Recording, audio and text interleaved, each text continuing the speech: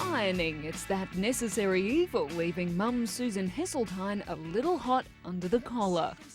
With 2 boys and a husband, I feel like I am chained to this ironing board.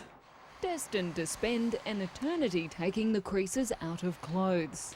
I would love to never have to find a place to put the ironing board and the iron ever again and have my own ironing lady. Unfortunately, our magic wand isn't working, but we have the next best thing. Elaundry owner Toni-Maree Bishop is willing to share a few of her secrets to hassle-free ironing. And a garment was constructed a certain way, so it has to be ironed a certain way. And those tricks, of course, make it easier, faster, but easier on the body, and of course more pleasurable. But you need the right tools for the job. First and foremost, a good iron and ironing board cover. Then you need to make sure that you use demineralised water so that you can extend the life of your iron. Tap water contains minerals such as calcium, which can leave grit on your clothes. Demineralised water costs a few dollars and can be found in the supermarket laundry aisle. Then you've got the starch choices. Of course, you can use just water. You can dilute some old-fashioned starch, which actually does a very good job, spray it onto your clothes, or you can use spray starch. Toni-Maree also says keep some pegs, a handkerchief and pillowcase handy when ironing.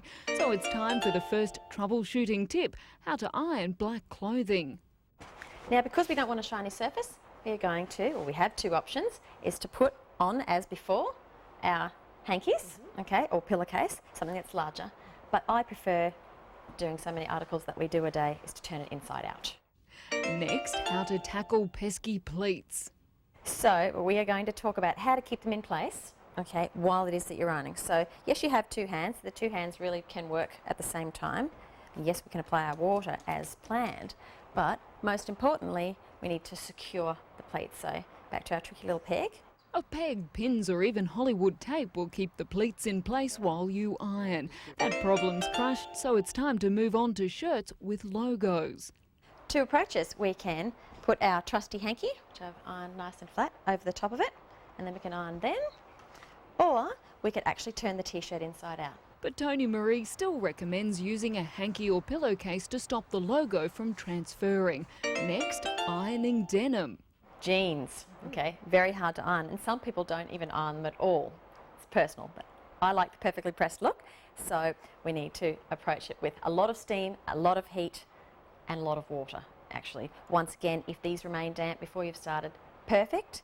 Starting out with a slightly damp garment's also recommended for ironing linen. Then, yes, even though it is damp, we're still applying water while we're ironing. And then, once you've ironed all the way around, or a blouse or whatever, you've ironed the complete thing, then some spray starch, and yes, please do iron it one more time. You don't have to get into all of the pleats perhaps, or into all of the sleeves if it was a shirt, but just gives it that perfect sheen in the very end. Some other tips: use the correct iron temperature. So separate your garments into hot and cooler ironing piles. Always use water in your iron and invest in a good iron with a large non-stick base.